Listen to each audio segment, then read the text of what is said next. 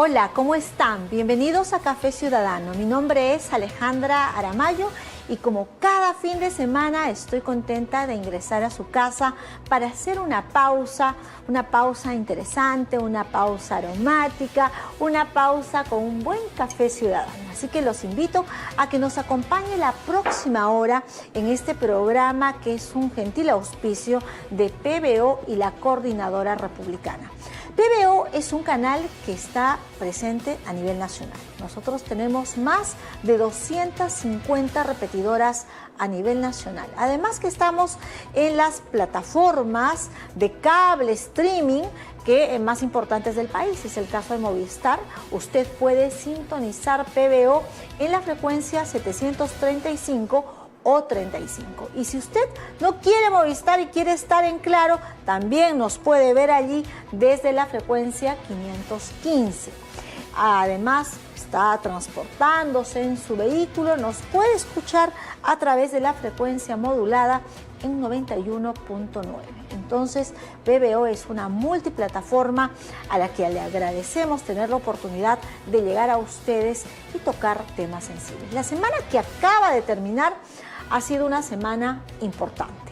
¿Por qué? Porque se han develado algunos temas contractuales que afectan aparentemente no solo a la OMPE, sino al Jurado Nacional de Elecciones y que tiene que ver con el proceso electoral.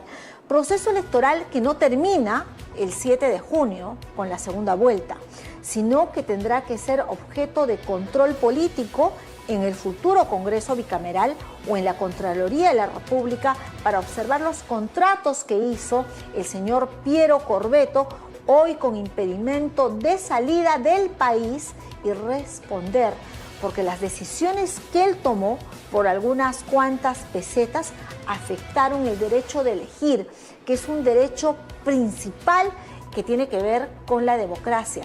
Y de eso se trata precisamente la Coordinadora Republicana, defender un sistema que es imperfecto, pero que es vital para el momento de elegir quién representa a los ciudadanos. Y de este tema vamos a conversar en el segundo bloque del programa cuando tengamos a Mónica Yaya, que es una experta en contrataciones del Estado y que nos diga cuánto afectó las decisiones del señor Corvetto en el sistema electoral y que, digo yo, tendrá que ser analizado por el Poder Judicial y el Poder Político a través del Congreso de la República. Es semana importante también porque hubieron huelgas que afectan al tema de transporte y al sector agrario y que conversaremos también con Mónica Yaya a este respecto en el segundo bloque del programa. Pero quiero darle la más cordial bienvenida a nuestro invitado.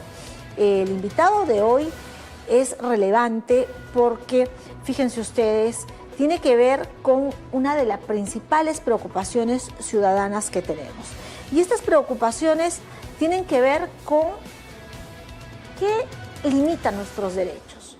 Cuando usted tiene que ir a trabajar, ¿qué mira con especial preocupación? En mi caso es el tema de seguridad. Que no me asalten, que no me roben, que no entren a mi casa. Estos sicarios que a veces contratan los delincuentes, que estén lejos de nuestro camino, entonces uno invoca a Dios, pone más cuidado en ser menos expuesto. Y mi invitado del día de hoy tiene que ver precisamente con el tema de la seguridad nacional y aquellas fuerzas internacionales, porque también la delincuencia es este crimen organizado internacional que ya llega al país. Y para hablar de eso, tengo aquí los datos de mi invitado, que de inmediato lo comparto con ustedes. Está el coronel en retiro, Max Anguamán. Él ha sido director de la DINI, fue cesado por un tema de edad y tiene una experiencia acumulada importante para conversar con nosotros de este tema, eje y central neurálgico a varios otros. ¿Cómo está? Qué gusto saludarlo. De igual manera, señorita Alejandra, gracias por la invitación y presente acá con usted para analizar y responder lo que usted tenga bien consultar. ¿Qué es lo que más le preocupa al peruano en el día a día, coronel, que haya podido usted en el ejercicio de la DINI encontrar como un peligro permanente? Hoy en día vemos que lo que más preocupa al ciudadano peruano es el aumento del crimen organizado. Acabamos de ver recientemente que ha tenido la osadía de asaltar una tienda de armas en Surco, llevarse 29 pistolas. En Tinguiña, asaltar a unos policías y despojarle de sus armas de reglamento. Entonces el crimen está en aumento. Escucho yo que los candidatos presidenciales están proponiendo políticas de economía, cada uno en su aspecto, muy buenas y lo que ellos piensan hacer. Pero yo considero que lo medular de esto es la seguridad ciudadana. Porque si no tenemos una seguridad ciudadana, no hay economía que prospere, porque la gente se siente amenazada el día a día con las extorsiones y los sicariatos que estamos viendo. Yo quisiera pedirle, por favor, porque usted tiene una hoja de vida realmente importante. Usted ha sido coronel de la policía en situación de retiro, su trayectoria está especializada en inteligencia, lucha contra el terrorismo, seguridad nacional, investigación policial. Pertenece a una promoción denominada Los Justicieros de 1987, cuando la Policía Nacional tenía otra conformación y la Policía de Investigaciones tenía un papel preponderante. Entonces, es cierto, yo ingresé a la ex Policía de Investigaciones del Perú, egresé como alférez de la Policía Técnica en ese momento, cuando nosotros teníamos el expertise de la investigación y el mando de las investigaciones que se daban diario a diario y coordinábamos con el Ministerio Público. Después vino la implementación del nuevo Código Procesal Penal, y es un código bueno, pero muy garantista, y el tiempo nos ha demostrado que, particularmente lo pienso, es el responsable de la inseguridad en que vivimos. Felizmente este Congreso, una de las cosas buenas que ha hecho ha sido regresar la investigación con la ley 32-130, si no me equivoco. A manos de la Policía Nacional. A la Policía Nacional. Pero dice que son las leyes pro crimen, esas. No son leyes pro crimen, no. No, yo no las considero así, y para eso ha habido expertos que lo han determinado, como el doctor Abanto, por ejemplo, que es indiscutible la ponencia que él tiene, con la que yo comparto. Pero no nos vamos a salir del tema macro. En un momento vamos a volver de este tema importante, que es quién investiga el delito, qué competencias tiene para investigar, qué recursos tiene para investigar. Lo vamos a tratar, pero vamos a hacer aquí una pequeña pausa. Yo quiero, por favor, señor coronel, que usted nos ayude a entender el crimen que padecemos, porque este es un crimen transnacional. ¿Qué pasa cuando miramos Colombia, cuando miramos México, cuando miramos otras realidades vecinas y confrontan una delincuencia que no es común, sino una delincuencia organizada? ¿En qué momento se encuentra el país en este proceso de gestación? Porque dicen, mataron a tal, pero es un ajuste de cuentas, son bandas que se están... Ayúdanos a comprender lo que ocurre en este momento en nuestro país. Lo que está pasando es una mala estrategia que se está usando desde el punto de vista del gobierno. Nosotros hemos visto y todos vemos que están estado de emergencia tras estado de emergencia, pero no hay una inteligencia predictiva, no hay una inteligencia anterior, para que se entienda. El estado de emergencia es positivo totalmente, pero ¿qué hago yo con un estado de emergencia cuando salgo a parar a mis Fuerzas Armadas y a mi policía en sitios donde los delincuentes se van a ir? ¿Qué tenemos que hacer? Practicar inteligencia, verdadera inteligencia que nos permita ubicar quiénes son los cabecillas, dónde están, dónde se encuentran, dónde duermen, dónde descansan. Pero la estrategia la podemos ver en un minuto. Primero hagamos un diagnóstico. ¿Cómo está operando la delincuencia en Lima y el Perú? ¿Son delincuentes nacionales? ¿Qué los motiva? Tenemos delincuentes nacionales incentivados por internacionales. El Tren de Aragua, que lo hemos visto que ha llegado acá. Los lobos. Los lobos. Tenemos en el caso de... ¿Qué origen tienen los lobos? Los lobos vienen del Ecuador, que se pasan por el lado de lo que es el crimen organizado, pero por el lado de la minería ilegal, que lo tenemos en Condorcanqui, donde están viniendo. ¿Están viniendo por qué? Porque nuestro país es un país atractivo. Es un país donde estamos generando riquezas. ¿Qué otros grupos delincuenciales tenemos? Desde los choneros, los lobos, los pulpos en Trujillo. Pero no nos distraigamos en los nombres. Yo lo que quiero saber es si esta delincuencia es local, es nata, qué pretensiones tiene además, o es parte de una corriente internacional, transnacional, por objetivos mayores. Ahí voy. Lo que usted acaba de decir es lo que mucha gente no lo quiere ver ahorita. Cuando quieren desestabilizar un país, ¿qué meten a los delincuentes? Entonces, nosotros tenemos mucha gente venezolana con el respeto de aquellos que se han venido a trabajar, pero muchos delincuentes que han venido. Y esa es una parte del trabajo internacional que hace Cuba y en su momento Venezuela, abrir las cárceles y meter a los países y desestabilizan una economía. Le acabo de decir, de que si nosotros no luchamos contra el crimen organizado, nuestra economía va a ser desestabilizada. Y yo lo veo así. Yo tengo esa parte de un análisis que tengo de que ha sido infiltrado nuestro país a propósito por esta gente para desestabilizarnos económicamente, sumado a los delincuentes que nosotros tenemos acá nacionales. Se han formado grupos, que es lo que estamos viendo. Estamos viendo crímenes a diario. Yo viajo mucho. En el norte no hay una tienda, por muy pequeña que sea, que no esté pagando un cupo. Yo escucho que dicen de que ha bajado la criminalidad. Claro, pues si están pagando, ¿cómo los van a matar? Entonces, ese tipo de cosas tenemos que combatir. Pero más que el diagnóstico, más que el problema, creo yo que tenemos que ver cuál es la solución. Un minuto. Entonces, tenemos claro, usted ha dicho algo importante. Cuando alguien quiere desestabilizar un país, genera condiciones de ingobernabilidad, de inseguridad. ¿Quién sería esa persona interesada? Es todo un conglomerado, tendríamos que entender lo que es el... ¿Ideológico? ¿Tiene un origen ideológico? Es ideológico, esto viene, por ejemplo, la revolución silente. ¿Qué es la revolución silente? Eso lo creó Fidel Castro en su momento y está sustentado por lo que dice la neurocirujana Hilda Molina, que lo describe como odio, poder y dinero. Es que es meterse dentro de las democracias, desestabilizar dentro de las democracias, meterse con ideología en los institutos, en los colegios, en los cines, aplicando ¿qué? La a través del arte, a través de todo. ¿Cómo fue? De todo lo habido y por haber, de lo que usted se puede imaginar, se van metiendo y lo estamos viendo. ¿Y quién podría tener interés en generar eso en nuestro país? Es una corriente latinoamericana donde se pega un montón de gente. Lo hemos visto en Venezuela, lo hemos visto en el Ecuador. Los ponchos rojos. Mira lo que está pasando ahorita en Bolivia, ¿no? Ah, claro. No son todo el pueblo aymara que le llaman, es un grupo. Es un grupo debidamente entrenado durante años, solventado cuando fue el gobierno de Evo Morales. ¿Por quiénes? Por los venezolanos y los cubanos. ¿Y cuál es el interés? ¿Por qué generar eso en nuestro país? Es posicionarse en Latinoamérica, llegar al gobierno. Lo estamos viendo ahorita. Estamos viendo, por ejemplo, al candidato Roberto Sánchez. ¿Con quién está rodeado? Está rodeado con la señora Anaí Durán Guevara, quien la conozco muy bien. Cuéntenos, ¿quién es Anaí Durán? ¿Y de dónde la conoce? Bueno, yo he trabajado, tengo 37 años de policía, de los cuales 30 años he trabajado en la Dirección contra el Terrorismo, toda mi vida en inteligencia. Después de la operación Chavín de Huántar, se armaron diversos grupos. Uno de esos grupos es el colectivo Amauta. Pero hubo mucha gente del Sendero Luminoso y del MRTA, especialmente en este caso el MRTA, que salieron del país vía Bolivia.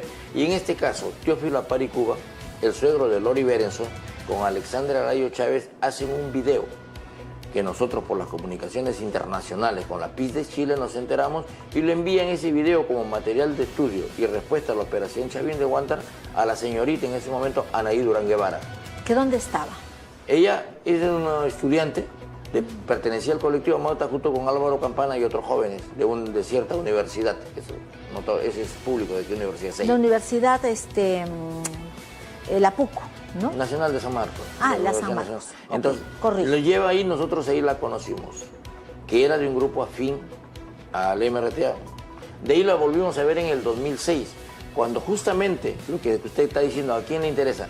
Las famosas cátedras bolivarianas impulsadas por Hugo Chávez y el Foro de Sao Paulo empiezan a llegar y crearse capítulos a nivel Latinoamérica, no solo en el Perú, Bolivia, Ecuador, Chile, pero acá llegaron unos diputado del Parlatino, Amílcar Figueroa, era un diputado de Venezuela, pero ya nosotros sabíamos que era un agente de inteligencia de la FARC, que después lo comprobamos cuando cae las computadoras de Raúl Reyes, evidencia formal de que era parte de la FARC.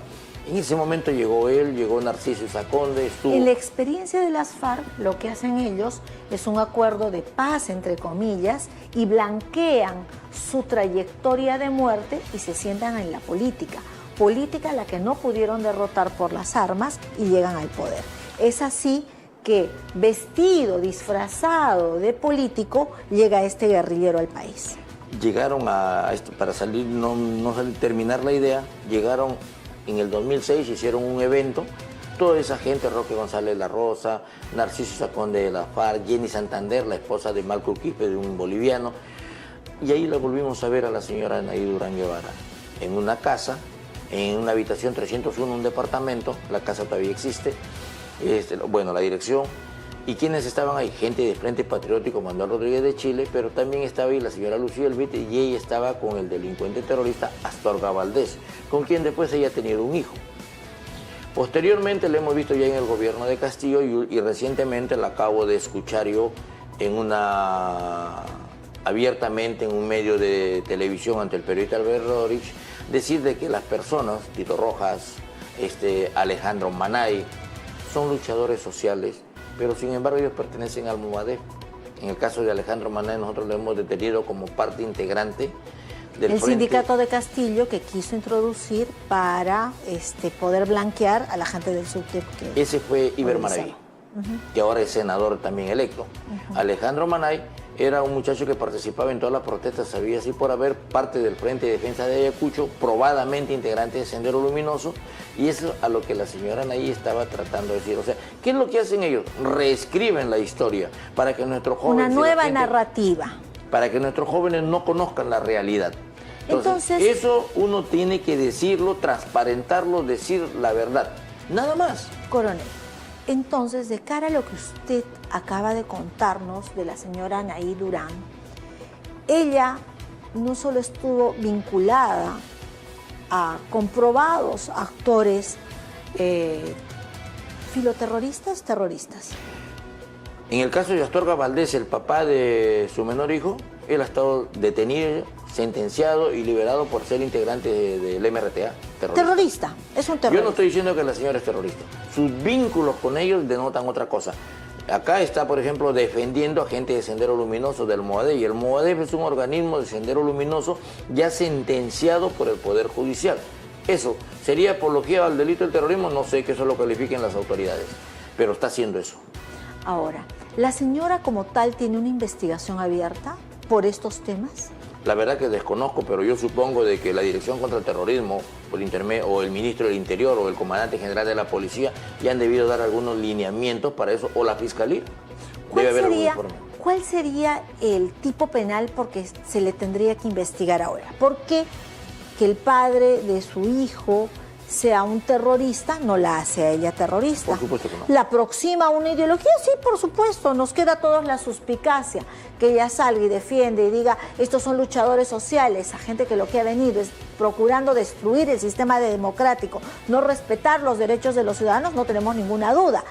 Pero eso, un tipo penal, es susceptible de ser investigado. Yo estoy cumpliendo ahorita que estoy fuera, soy un civil más, que tengo el deber cívico de exponer ante la ciudadanía peruana lo que conozco, en retrimento, podría decir, a que ustedes con sus impuestos han pagado mi formación. Yo he vivido del impuesto de los peruanos, y ahora sigo recibiendo una pensión vitalicia. Gracias a ustedes. Entonces yo tengo el deber cívico y moral de decir esta verdad. Quien debe de calificar son las autoridades que están ahora en ejercicio. Y la ciudadanía, ¿no? Decir, oye, estoy dispuesto a correrme el riesgo de que el Perú pueda estar poniendo en cuestión una democracia que nos cuesta cada año sostener, porque la democracia, decía al iniciar el programa, es un sistema imperfecto, pero es lo mejor que tenemos hoy. Y como tal tenemos que defender. Es lo que nos permite hablar acá. Con libertad. Exactamente. Y con responsabilidad. Estar equivocado, ok, está bien, pues soy un ser humano, estoy equivocado, corrígeme pues. Y yo lo voy a aceptar si estoy equivocado. Pero esa es la democracia. ¿Usted cree que esto se podría ventilar en su momento en Venezuela, en Cuba, en Bolivia con Evo Morales? Era imposible. Se lo digo con conocimiento y causa. En su experiencia tan destacada en la DINI y en la Policía Nacional durante estos 38 años, ¿cree usted que hay elementos para observar con detenimiento el accionar de algunos partidos políticos que lo que han hecho es incorporar a sus filas actores con una ideología que ya lo dice la ley? El terrorismo no puede volver a las aulas, por ejemplo, porque ningún sentenciado por terrorismo puede volver, y no puede ser ocupado un escaño por quien está vinculado al terrorismo. ¿Debería observarse? Mire, aquí hay una falla de todos lados, y se lo contesto con algo vivido. en un colegio, y le voy a dar el nombre, Colegio Estuparias, aquí en Magdalena nomás. Nosotros detectamos gente de Sendero Luminoso que estaba enseñando. ¿Dónde está el filtro? Le acabo de mencionar a Alejandro Manay que nosotros probadamente hemos probado, valga la redundancia, que es de la fila de Sendero Luminoso. Lo hemos detenido, lo hemos puesto a la fiscalía lo ha liberado, él ha ido a Ayacucho, le ha dicho, ¿sabe qué, hermanos? Me han detenido, me han terruqueado, ahora estoy libre y ahora es electo con 17.000 votos. Entonces, ¿quién tiene la culpa? Si la policía cumplió, es el Ministerio Público y las autoridades judiciales que no están actuando debidamente. Otro ejemplo, Guillermo Bermejo, lo descubrimos en el 2007. ¿Cuándo ha sido sentenciado? Después de 18 años. ¿Eso es justicia? Bueno, ahora lo tenemos sentado en el banquillo al congresista con ejercicio suspendido, Bermejo, respondiendo por actos de terrorismo. Lo que ocurre es que la justicia se demora y la justicia que tarda no es justicia, ¿no? No necesita reparación para los deudos, necesita una serie de satisfacciones. Como sistema de justicia tendríamos que hacer algo para que sea más predictiva. Pero usted ha dicho algo importante. Aquí, a la vuelta de la esquina, en el corazón de Lima, tenemos a sentenciados o comprobados terroristas que están ejerciendo cuando la ley lo dice. ¿Qué pasa con los requisitoriados? ¿Qué pasa con las órdenes de captura? ¿Qué pasa con los programas de recompensa? Con las bases de inteligencia, las de contrainteligencia. ¿Me podría usted explicar, coronel, si tenemos un Estado que está quizás demasiado lento, es muy ampuloso, para retirar de una vida cívica a estos delincuentes terroristas? La policía ese es su trabajo. Tenemos a requisitorios que funcionan, están agarrando a los requisitoriados. Hoy en día se cuida mucho a la gente, se esconde, pero yo parto de algo.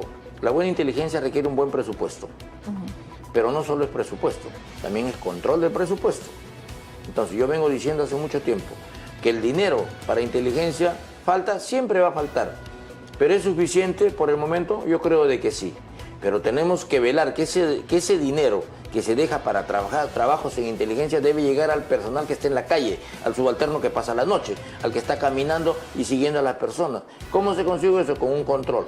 Por eso yo hace tiempo vengo proponiendo que se le debe pasar polígrafo desde el primer oficial general de la policía hasta el último, para que ese dinero sea bien empleado. A mí me ha dado resultados. Cuando yo estuve en la Dirección contra el Terrorismo, mire lo que hicimos, Voluntad Transformadora de Trujillo. La gente respondió de inmediato. Dejamos sin cabezas y pies al recambio generacional de Brian, lo agarré a los hijos de los Quipes Palomino, a su hijo y a su sobrino. Fue cuando a la gente se le incentiva con lo que realmente le corresponde, ahí están los resultados. Esa es una de lo que se tiene que hacer y se tiene que velar y exigir que ese dinero sea muy bien empleado para las operaciones que tiene que realizar la policía. Y le aseguro que va a responder. ¿Ha revisado usted los planes de gobierno, tanto de Fuerza Popular, Claro, y de Juntos para el Perú? Bueno, no sé en este segundo, más aún cuando la señora Cárdenas es parte viviente de Juntos para el Perú respecto a este tema de investigación, de presupuestos para la investigación policial.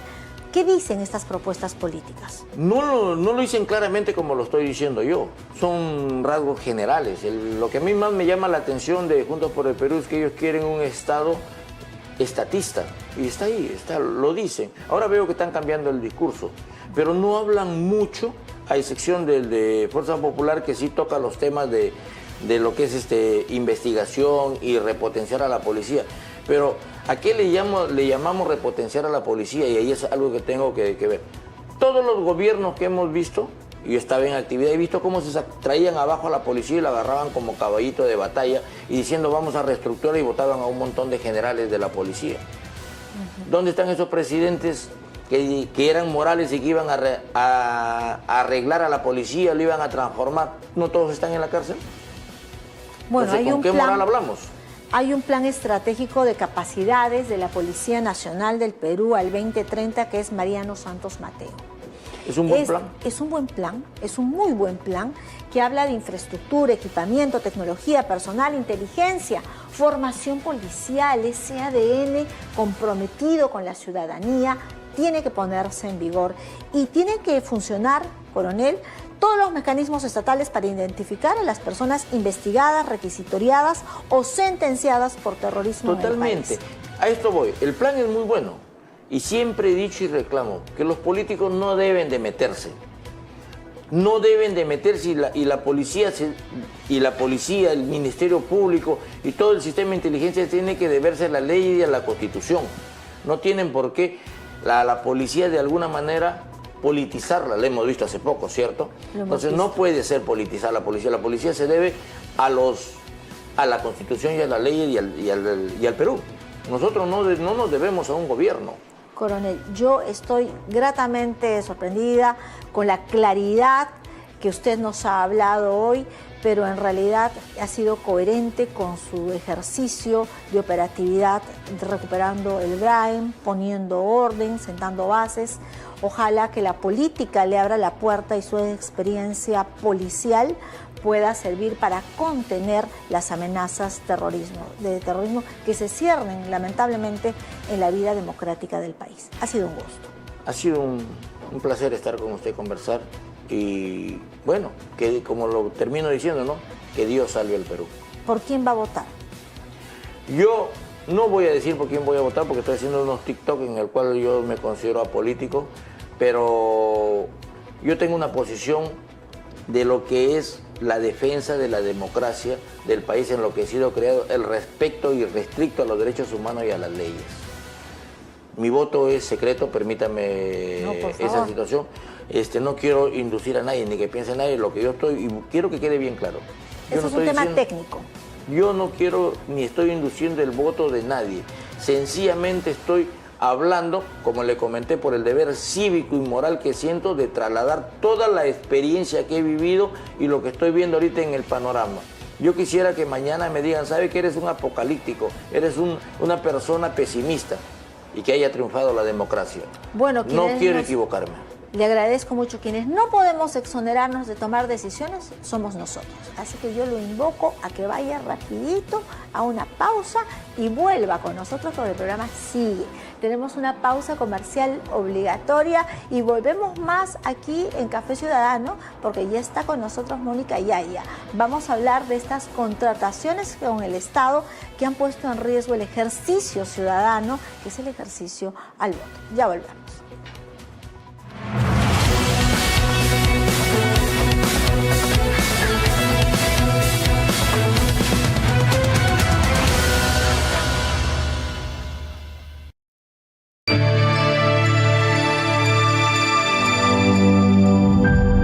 Está viendo PBO. Mi nombre es David Levy y hace más de 22 años que viajo personalmente a los lugares más remotos del mundo para conseguir las más exclusivas, tradicionales y modernas alfombras. Mi relación personal con los mejores proveedores le asegura a mis clientes las más finas alfombras a los mejores precios del mercado, como esta alfombra Britton a $450. En Consorcio Persa, nuestra pasión son las alfombras y nuestra visión es brindarle a nuestros clientes el servicio personalizado que se merecen. Visítanos en Avenida Comandante Espinar 451 Miraflores o en nuestra web www.consorciopersa.com. Consorcio Persa, lo mejor del Lejano Oriente para tu hogar. Arranca el partido con Campeonísimo. 90 minutos de pura información deportiva, con las primicias que mueven el fútbol peruano, las noticias más fuleras y el debate que nadie se atreve a hacer. Aquí cada partido se vive como una final, con opinión sin filtros, transmisiones en vivo como en un verdadero partido y entrevistas con los protagonistas del fútbol. Campeonísimo, de lunes a viernes de 6 a 7:30 de la noche por PBO.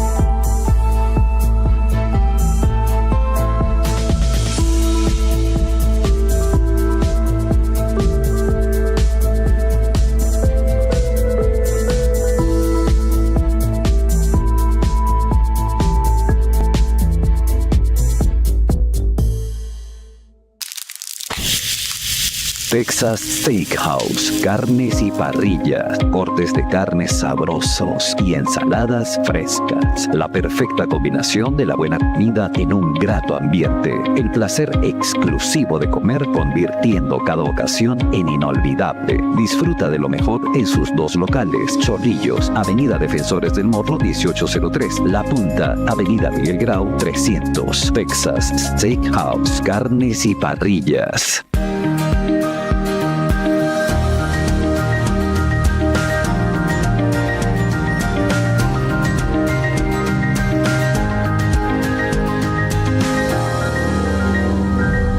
Está viendo PBO.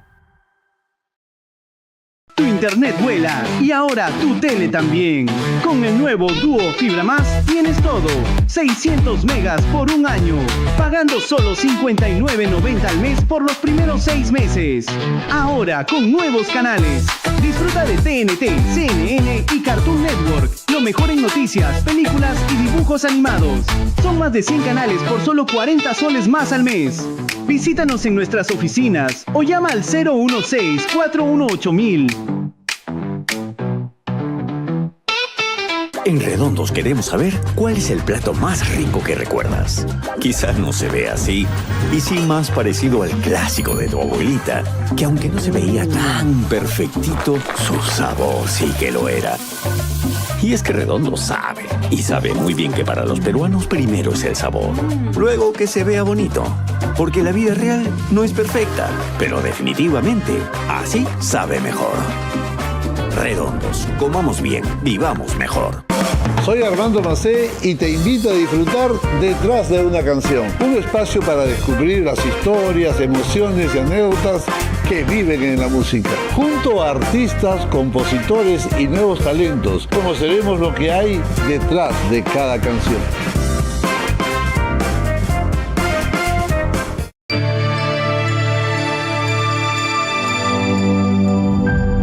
Está viendo PBO.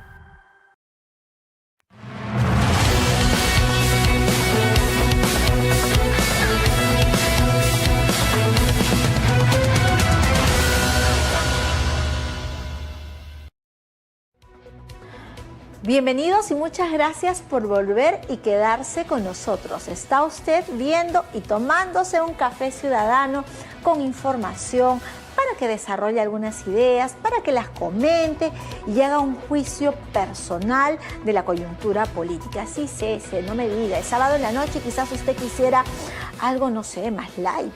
Pero estamos en una coyuntura política y electoral y eso también significa un esfuerzo ciudadano por entender lo que pasa y tomar decisiones informadas respecto a nuestro país. A quien elijamos el domingo 7 va a tener las riendas del país en sus manos, va a tener la capacidad de gobernarnos a todos los peruanos. Entonces lo que tenemos que hacer es darle valor a nuestro voto y decidir con inteligencia.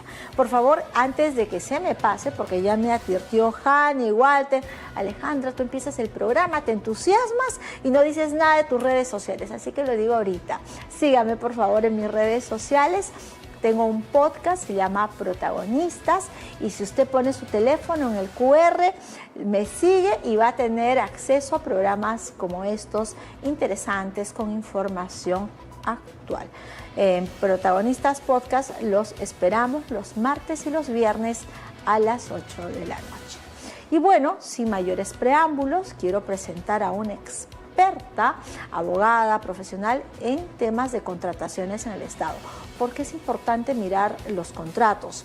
Porque es un pacto, es un acuerdo, y estos acuerdos a veces se hacen dando la espalda a los intereses nacionales. Y es más, pueden dañar incluso nuestra intención al momento de votar. Está conmigo Mónica Yayaluyo. Un gusto verte, querida Mónica. ¿Cómo has estado? Qué lindo estar contigo hoy, Alejandra. Muy bien, muy, digamos, contenta, positiva después de la campaña electoral, a pesar que mi partido no pasó la valla. Creo que fue más que una experiencia, fueron lecciones de las que siempre hay que sacar la parte positiva y sobre todo en el caso de mi partido, yo tengo muchísima esperanza porque siempre que tiene que construirse, que reconstruirse algo, a veces hay que partir de cero. Y eso es algo positivo, estoy muy optimista. Además has dado un paso importante porque has dejado, ella es consultora en gestión pública, especialista en contrataciones del Estado, analista de políticas públicas, conferencista en temas de integridad y transparencia, docente universitaria. Mónica tiene una carrera lograda y esforzada y ir a la política es un paso que ha dado y que destaco donde gana el país. Lamentablemente la oportunidad no se dio esta vez, Mónica, y lo hemos analizado aquí con Carlita García. Es importante que el APRA no abandone el proceso de fortalecerse partidariamente y lograr la reinscripción. Pero hablemos de lo nuestro. Es necesario. El escándalo de los contratos de la OMPE. A ver, transporte de material electoral, mal. Logística electoral, mal. Soporte informático para morirse. Adquisición de equipos tecnológicos, gastaron millones y al final no prendió la maquinita. Distribución de actas y ánforas. Hay como 5 elementos concurrentes, mal planteados. ¿Qué nos puedes contar, Mónica? Lo que advierto es que el análisis que se ha desarrollado respecto de las compras, las contrataciones específicamente en OMPE, están obviando algo esencial. Se está mirando solamente la fotografía de lo que ha sucedido en estas malas contrataciones de OMPE, cuando lo que tenemos que revisar es el diseño, la estrategia de todo ese plan de contrataciones que debió llevar adelante OMPE. Y ojo, que el mal diseño, la mala estrategia en las contrataciones del Estado no es un mal exclusivo de OMPE. Ha saltado, es algo que a todos nos está sorprendiendo de manera evidente porque la noticia más importante, digamos, políticamente hablando de este año es la de las elecciones y esperábamos tener elecciones o gozar de un ambiente de paz posteriormente a las elecciones, pero eso no lo hemos tenido y en eso ha contribuido OMPE. Pero el mal diseño, la mala estrategia, la mala utilización de los recursos públicos, a veces el inventar necesidades para contratar a alguien responde a una mala política del sistema de abastecimiento a nivel nacional y en todo el Estado peruano y en todos los niveles, desde el gobierno central, gobiernos regionales, gobiernos municipales y ahora la OMPE. Está mal el sistema.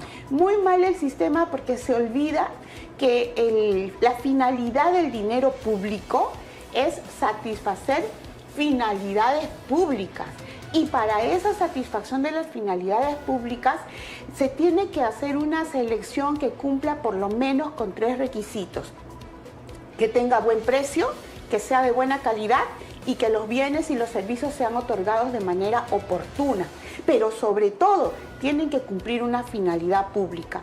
Si OMPE hubiera tenido claro qué finalidad pública tenía que cumplir con estas contrataciones, creo que hubiera tenido una buena guía, un buen orientador, un buen norte para realizar mejores contrataciones. Pero parece que OMPE olvidó que estas contrataciones del sistema del servicio de transporte, del tema los equipos informáticos, olvidó que la finalidad pública era garantizar elecciones libres, transparentes y que den tranquilidad al pueblo peruano. Al olvidar la brújula que debió dirigir sus contrataciones, pues, por ejemplo, contrató servicios de transporte, que es lo que más se ha tratado, Mónica, ¿no? para hacer una contextualización, a ver, ¿qué les parece a ustedes?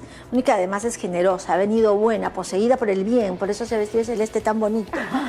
Mónica, ¿cómo va a olvidar la OMPE la finalidad pública si tuvo 5 años para preparar el proceso electoral? A ver, dice, Gálaga obtuvo un contrato de, ¿saben cuánto? 6.36 millones. Habían propuestas económicas menores de otras empresas competitoras y ellos sorprendieron a la autoridad porque, vamos a decir que sorprendieron entre comillas, exigían unos vehículos con ciertas medidas, etcétera, pero al final lo que hicieron fue aceptar unos vehículos por otros. Se denunciaron modificaciones, interpretaciones técnicas, se cuestionó todo del proceso.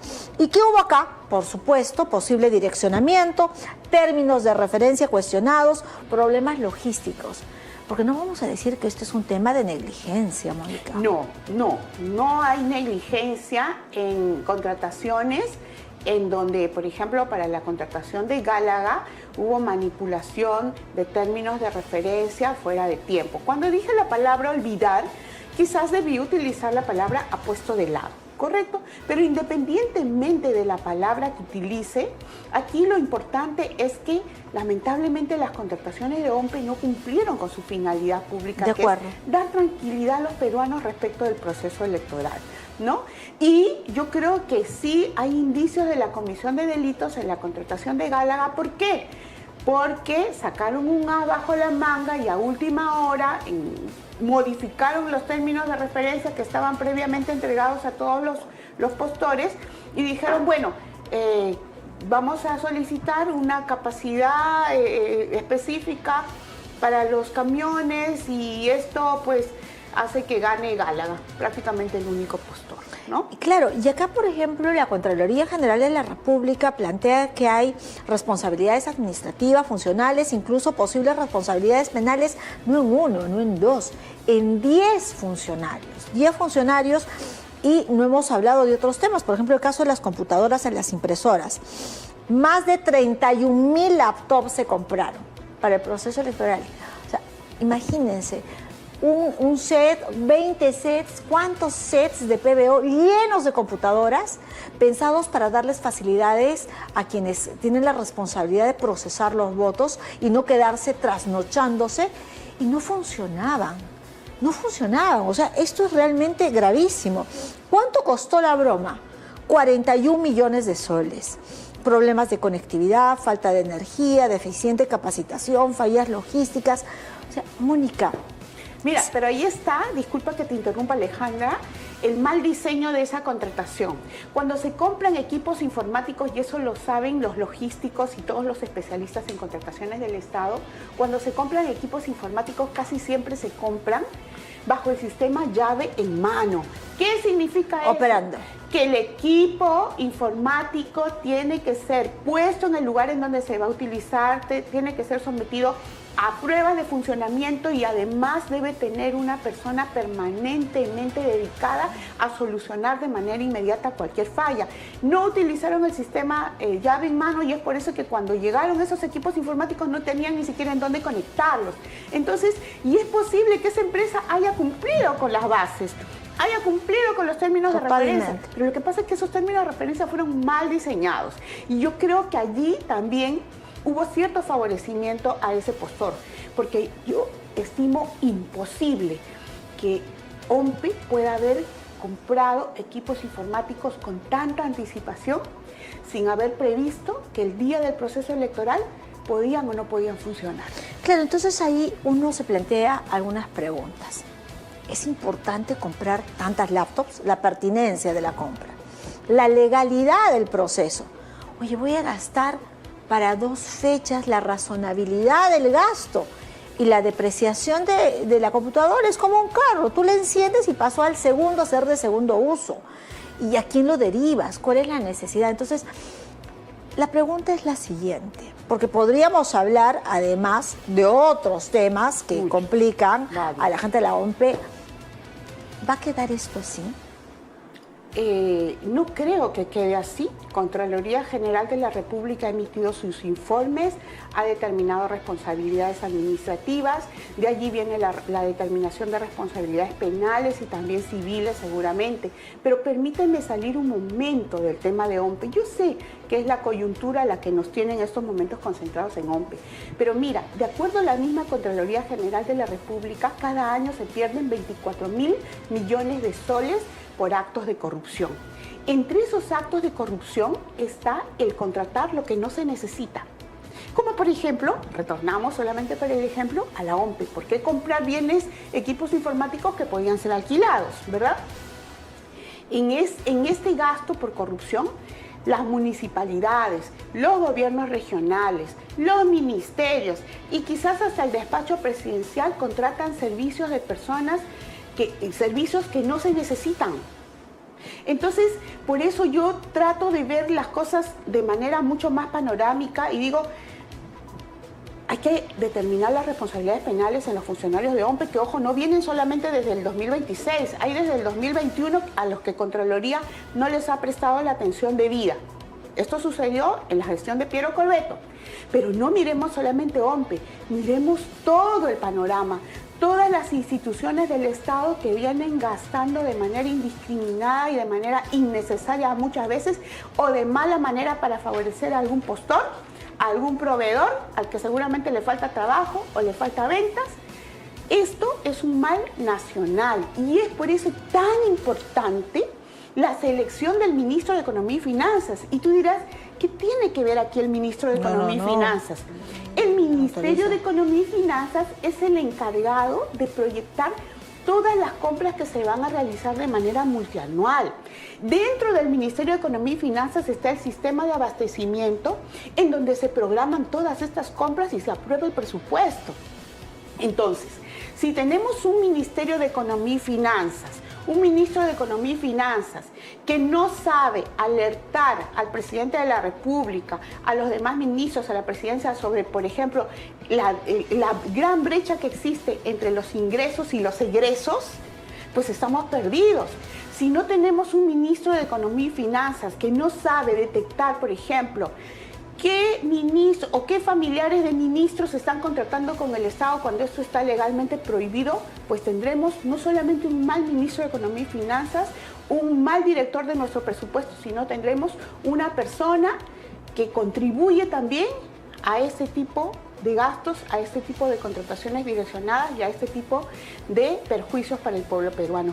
Importantísimo. Yo escuché el debate entre los equipos técnicos, tanto de la señora Keiko Fujimori como del señor Roberto Sánchez, ¿no? Y lamentablemente prácticamente ninguno ha tratado el tema de la corrupción en las compras del Estado que nos genera tanto perjuicio económico. Ninguno. Y yo creo que en el caso del señor Luis Carranza, en lugar de revivir laureles antiguos, que yo estoy harta de los laureles antiguos, necesitamos nuevas propuestas. Pero necesitamos experiencia comprobada. Necesitamos experiencia comprobada, pero sobre todo necesitamos honestidad. Necesitamos honestidad. Y yo creo que, por ejemplo, el señor Luis Carranza debió decir qué vamos a hacer con esa brecha que existe entre los egresos y los ingresos, y debió de una vez determinar o de alguna manera mencionar que van a haber investigaciones sobre las gestiones del señor José Gerí y de la señora Dina Boluarte que nos han causado este perjuicio económico. ¿Y eso lo dijo Franque? Y en el caso de Franque, él debió decir, él también debió manifestar su compromiso contra la corrupción y pedir perdón a los peruanos porque en su gestión como ministro de Economía y Finanzas, su hija y su hijastro fueron contratados por el Estado para que brinden servicios de manera ilegal. Tan ilegal que cuando hice la denuncia pública, esos contratos de su hija y de su hijastro fueron declarados nulos. ¿Y qué trabajaban? Creo que prestaban servicios relacionados con el área de comunicaciones, efectuaban informes sobre temas comunicacionales. Es decir, algo tan abstracto que ni siquiera se podía infringido ahí que la ley de contrataciones y nepotismo. Exacto, exacto.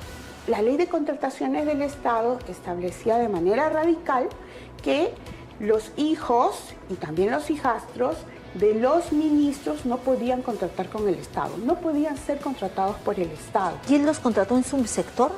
No, pero lo que pasa es que la ley de contrataciones del Estado hace genérico. En ningún sector, en ningún ministerio del Estado peruano. ¿Por qué?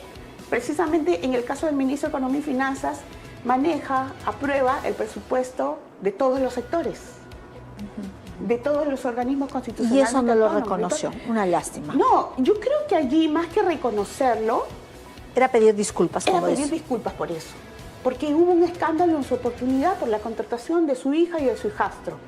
Esa hubiera sido una muestra de lucha contra la corrupción. Y en el caso del señor Luis Carranza, también creo que debió mencionar el tema del déficit fiscal causado por los gobiernos del señor José Gerí y la señora Dina Boluarte. Que les correspondería a ellos investigar como corresponde. Ahora, hay alguien que se pone medio de costado, que es la Contraloría General de la República, porque hace falta en el sector. Yo no sé si le pregunto por aquí, personas más o menos informadas, ¿quién es el Contralor? Porque a este paso, señores, vamos a decir quién controla el Contralor. El Contralor tiene que tener el liderazgo suficiente para convocar, para rendir informaciones. Ahora, la Contraloría General de la República, les voy a decir algo, tiene recursos, porque con esto del control concurrente se le asigna un monto de cada megaproyecto que ellos inciden. Entonces, recursos financieros tienen. No sé cómo va en el tema de recursos humanos para presentar los informes. Ha habido una fuga de talentos importante también en la Contraloría General de la República. Es una isla, es un páramo que no tiene mayor incidencia. Yo recuerdo a algunos contralores, a Edgar Alarcón, a Nelson Schack, que tenían liderazgo. Pero del último señor, no sé qué opines, Mónica. Mira, durante mi candidatura al Senado de la República hice una propuesta, aun cuando los senadores no tienen iniciativa legislativa, pero me pareció importante manifestarla y espero que alguno de los dos candidatos tenga la valentía para tomar esta propuesta. De acuerdo a lo que establece la Constitución Política del Perú, el Contralor General de la República es propuesto por el Presidente de la República y designado por el Congreso. Entonces, creo que esa es la razón por la que el actual Contralor, de apellido Suricachi, recuerdo su apellido, el actual Contralor no controlaba pues a la Presidenta de la República, Dina Boluarte, porque había sido propuesto por ella. Entonces, ante esta situación, propuse durante mi candidatura una modificación constitucional para que el Contralor General de la República no sea propuesto por el Presidente de la República, que es el principal controlado. El controlado no puede proponer a su controlador.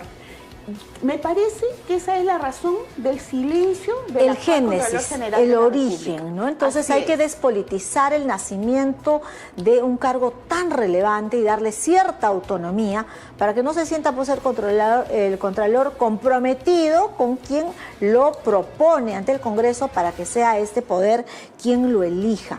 Ahora, también hay que ser claros porque el Contralor tiene un periodo en la función pública mayor, como una idea precisamente de despolitizar, o sea, son 8 años, 7 años, casi como el Tribunal Constitucional que tienen ejercicio el Contralor, pero hay que ejercer mayor rectoría. Claro, allí podría seleccionarse a un Contralor General de la República, por ejemplo, a través de un órgano colegiado y altamente técnico, integrado quizás por excontralores y exvicecontralores generales de la República, ¿no?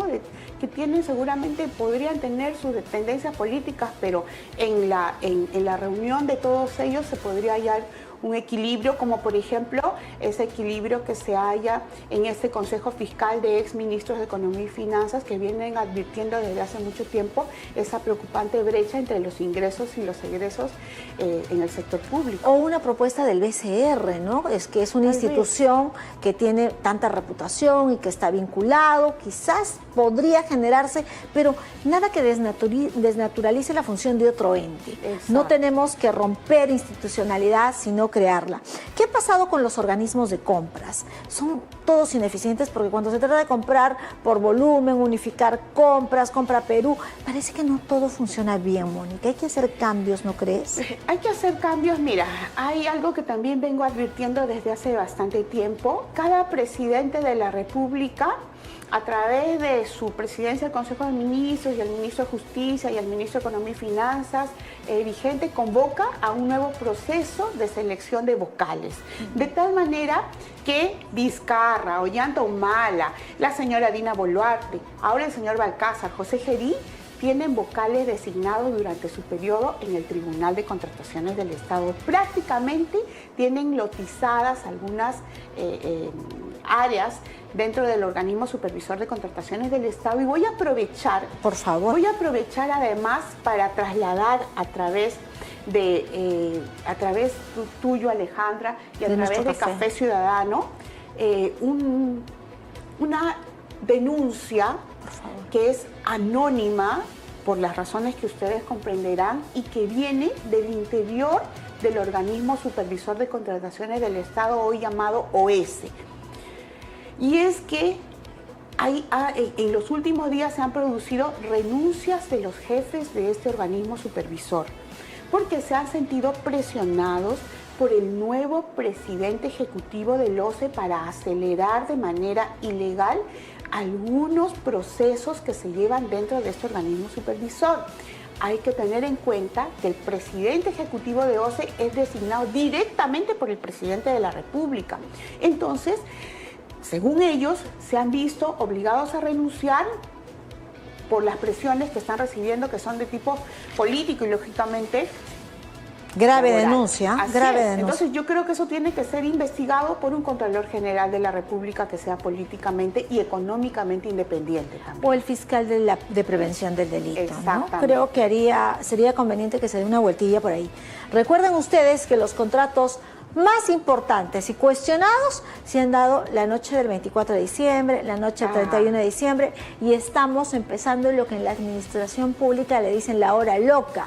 Porque cuando todo el mundo se va, se apagan las luces, este gobierno ya está de salida, la gente aprovecha para hacer cosas. Así que estemos atentos porque finalmente son los bienes del Estado. Ya hay tanto por hacer, tanta pobreza por erradicar, tantas oportunidades que dar, que esas cosas no se deben permitir. Mónica, ha sido un gusto hablar contigo. Ojalá nuestros candidatos a la presidencia de la República, nuestros por decir de todos los peruanos, pero estamos viendo que somos muchos los peruanos. ¿Por quién vas a votar? Pero responde, pero yo pregunto y no me responde. Allí yo tengo que respetar a mi partido. Los apristas hemos decidido ponernos en la tercera alternativa, que es la de ser defensores de la democracia y no como vigilantes. Es una palabra que a mí no me gusta mucho, que utilizaron mucho los seguidores de, por ejemplo, Susana Villarán, ¿no? Decían, nosotros vamos a ser vigilantes. Yo creo que ser vigilante no basta. Hay que ser realmente actores, hay que ser protagonistas activas en la lucha contra la corrupción, por ejemplo, y para defender la democracia. Falta un mensaje anticorrupción de los candidatos. Ojalá lo tuvieran. ¿Pero cuál es la posición del APRA? Me he quedado en vigilante. No, la posición del APRA... No me dejes en suspenso, ya nos vamos. La posición del APRA es, en primer lugar, dejar a los apristas que usen su libertad de conciencia para decidir ejerce tu libertad. Es el mejor. ¿O estás pensándolo, Mónica? Yo todavía lo estoy pensando, porque hasta ahora no escucho un mensaje anticorrupción de ninguno de los dos candidatos. Y yo creo que además deberían ambos pedir disculpas al Perú por muchas decisiones que han tomado de manera conjunta. ¿Sabes lo que a mí me preocupa? Nos van a cerrar el programa porque no el tema del puerto de Chancay. Clarísimo, gracias por acompañarnos. Es temprano todavía, puede ir a la Avenida La Mar en Miraflores y comprarse un postre. Dulce Perú auspicia este programa, así que por favor están en Mariscal La Mar 432. Es temprano, es fin de semana, dése una licencia, endúlcese, olvídese de los contratos, olvídese de esto y coma un postre bien rico que es fin de semana. Les recomiendo el tocino del cielo. A ver, recomendaciones. De Dulce Perú. Yo les recomiendo un ranfañote. Les mando un fuerte abrazo. Ha sido un gusto saludarlos. Disfrute de un café ciudadano y con paz. Nos vemos. Gracias.